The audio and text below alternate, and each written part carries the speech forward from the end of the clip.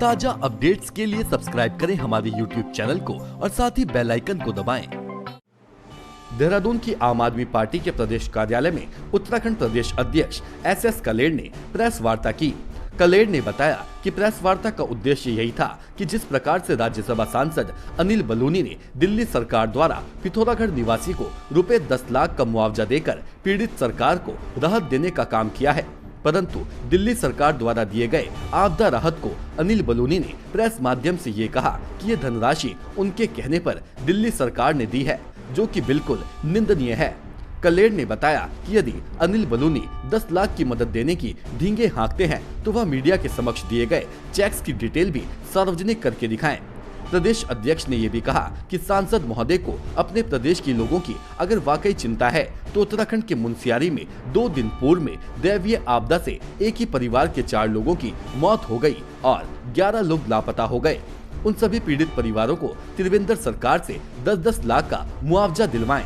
वहीं आम आदमी पार्टी के प्रदेश प्रवक्ता रविंद्र सिंह आनंद अपनी पार्टी के प्रदेश अध्यक्ष SS कलेड़ से भी 4 कदम आगे निकलकर बलूनी पर हमलावर हो गए और उन्होंने तो सीधा राज्यसभा सांसद अनिल बलूनी पर ताबड़तोड़ हमला करते हुए कहा कि अनिल बलूनी उत्तराखंड के CM बनने के लिए कश्मकश पिछले कई वर्षों से कर रहे हैं, परंतु उन्हें लाख कोशिशों के बावजूद भी अपने मकसद में कामयाबी नहीं मिली है और आज भी अनिल बलूनी उसी कश्मकश में लगे हुए हैं कि किसी तरह वह CM के सिंहासन तक पहुंच जाएं और उसी कड़ी में बलूनी का महज ये अपने प्रदेश प्रेम का दिखावा नौटंकी मात्र है। प्रदेश प्रवक्ता आनंद यही नहीं रुके, उन्होंने यहाँ तक भी कह दिया कि अनिल बलूनी इससे पहले भी कई बार समय समय पर मीडिया में बने रहकर यहाँ की सियासत में कई बार उथल पुथल करने की कोशिश भी कर चुके हैं। बेशक वह अपनी उथल पुथल मिशन में सफल नहीं हुए हैं, हमेशा ही उन्हें निराशा हाथ लगी है। तो वहीं एक बार फिर से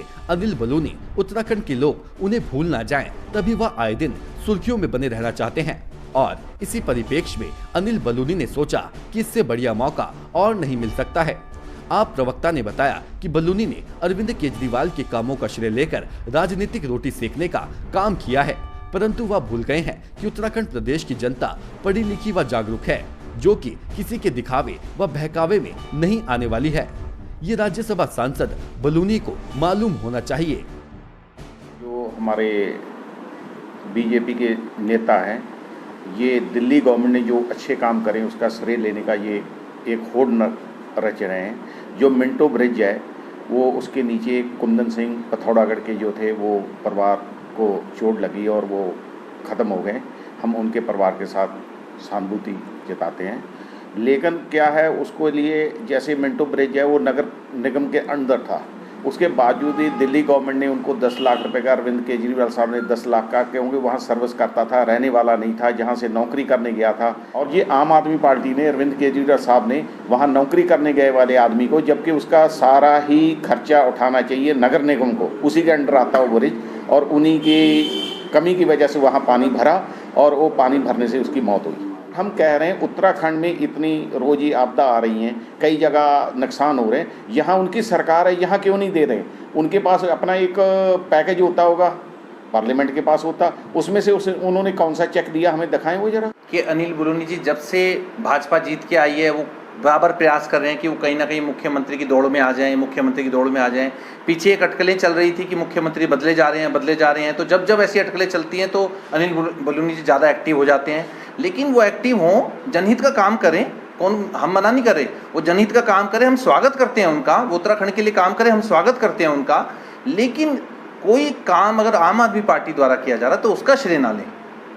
यदि उन्हें उत्तराखंड में बीजेपी का नेतृत्व करना है तो वो अपने दूसरे तरीकों से आएं, लेकिन आम आदमी पार्टी के किए हुए कामों को ना श्रेय लें।